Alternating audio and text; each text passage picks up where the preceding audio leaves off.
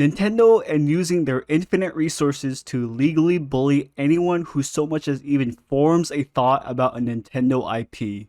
Name a better duo.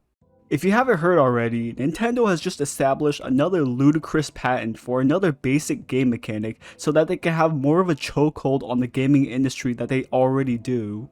And this is nothing new for them. For decades now, they've been using their legal division to essentially strongarm and harass anyone who even forms a thought about using one of their intellectual properties. And if they feel like you're competition, well, they'll just use their massive corporate overreach to deny and suffocate you until you no longer have the desire to go anywhere near their territory anymore. They will use and abuse all of their legal muscle in order to intimidate other studios from making something that's inspired by their favorite Nintendo titles, because Nintendo feels so insecure about their place in the market that they have to sic their lawyers on whoever they deem is a danger to their brand identity. This is essentially legal bullying, and it is in every way pathetic. It's no secret that Nintendo has been extremely draconian when it comes to protecting their brands, to the point where they're literally sending a cease and desist to anyone trying to make a game that's just tangentially similar to theirs. For example, they've been legally going after Palworld for a while now by filing a patent just earlier last year for a mechanic that's already pretty common in video games, then going back to retroactively sue the developers of Palworld in particular for violating that patent, even though the game was already released way before it was established. Meaning that the reason why Nintendo filed that patent was for the sole intention of suing Pocket Pair, because their game was somewhat similar to theirs. Notice how they didn't sue any other studio who also had the same mechanics. It was just Palworld that was targeted. And it's very obvious why they did. Palworld was the only game that was identical to Pokemon that was big enough to attract mainstream attention. Journalists and mainstream gaming news outlets were pointing out the similarities between the two games, calling Palworld the Pokemon with guns, making fun of how the designs look alike. But it was all in good fun. It was jovial. No one really cared how alike they were because the game itself was actually good.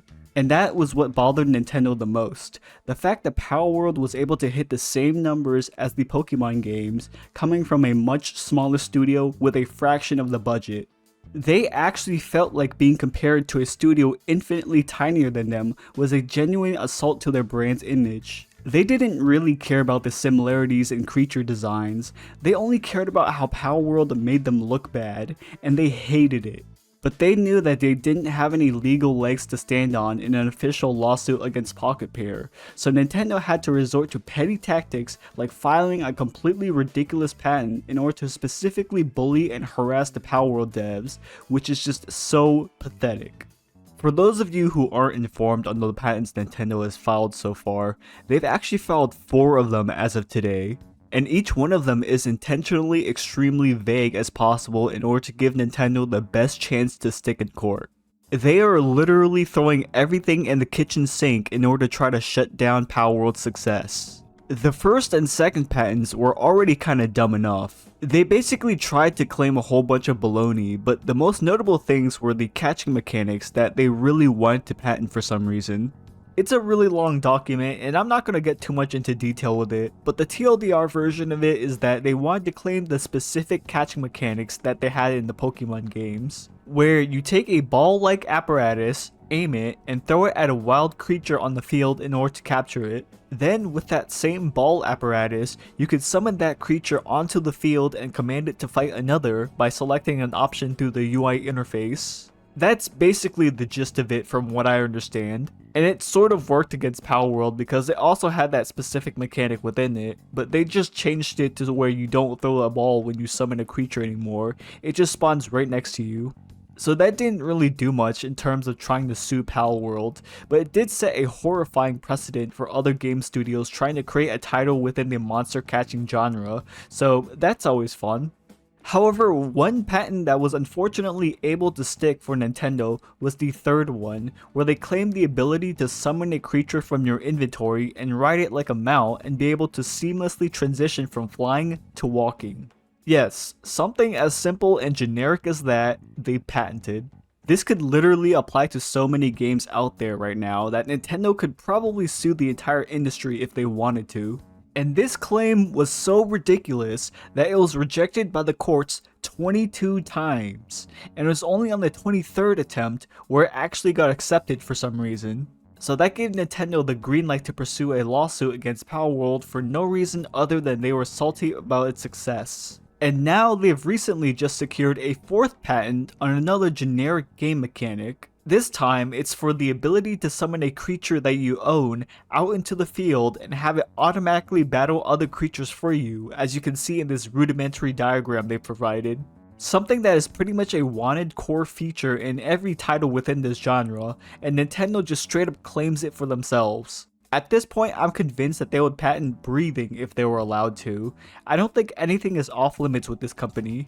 And call me a conspiracy theorist, but I think it's obvious why Nintendo chose to file this patent now of all times, and it's because they just wanted another reason to sue Palworld. They're the only other creature catching game on the market right now that's able to hit the same numbers as a Pokemon title, while using similar mechanics, and they felt threatened by it.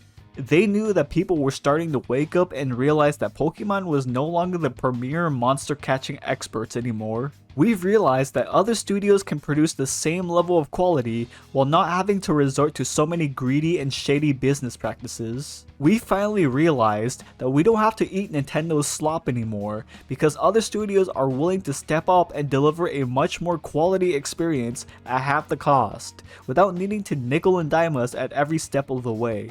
It's sad to me that indie studios have been making leaps and bounds on innovation within this genre for years now despite their budget limitations. Meanwhile, Nintendo still refuses to improve their Pokemon games even with all the resources they have at their disposal. Why is it that they still don't have voice acting in 2025? Why are they still buggy and unoptimized messes? They have had such an iron grip on this genre for so long, and they haven't done anything to improve or upgrade on the Pokemon gameplay experience.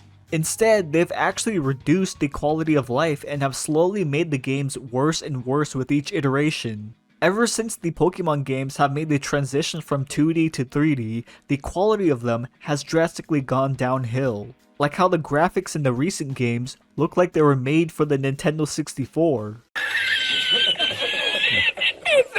Or how the Pokemon went from these beautifully animated 2D sprites that had so much soul to them to these dull, lifeless 3D models that barely move. Or how you can't even get every Pokemon in the modern titles because not all of them are coded into the games. I could go on and on about my own personal gripes, but that's a video for another day. The point is that the Pokemon titles have been leaving many fans wanting for a very long time now. So long that other studios have stepped up to the plate and delivered exactly what we've been asking for. And instead of trying to improve themselves and compete in the free marketplace normally like everyone else, Nintendo instead tries to intimidate and smother the competition through sheer force. Now, this isn't the first time a giant multi-billion-dollar video game corporation has filed a patent for a mechanic before. It's been done plenty of times in the past, and every single one of those times it's been a huge detriment to the entire industry as a whole. Like when WB Games patented their Nemesis system from the Shadow of Mordor titles, which was a super revolutionary system at the time and still kinda is to this day. People would have loved to see more of this system in other games. Imagine a Pokemon title with this system where whenever you beat your rival, they change their party to adapt to yours. That'd be pretty freaking sick. But unfortunately, since WB has patented this mechanic, no other game studio can utilize it, and the thing is that WB themselves haven't utilized it either for the past 8 years now. So while this mechanic is off limits to everybody, the people who own it are just leaving it to collect dust for God knows how long. What an excellent use of your money and time, WB. Or how about the dialogue wheel that Bioware patented for some reason?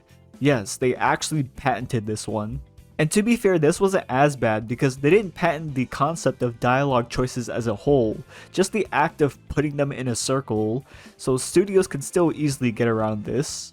The point is that whenever game companies file a patent on simple game mechanics like these, it negatively affects everyone else within the industry and smothers any creativity or innovation that can blossom from it. I don't think any video game mechanic or system should be able to be patented for any reason, especially vague and ubiquitous ones like having your mount seamlessly transition from walking to flying. The only reason why companies do this is because they want to stifle competition in order to retain some relevance within the industry. Nintendo themselves know that people are loving Palworld and how it received overwhelming support from fans. So much so that it pretty much hit the same numbers as the latest Pokemon entry, Scarlet and Violet.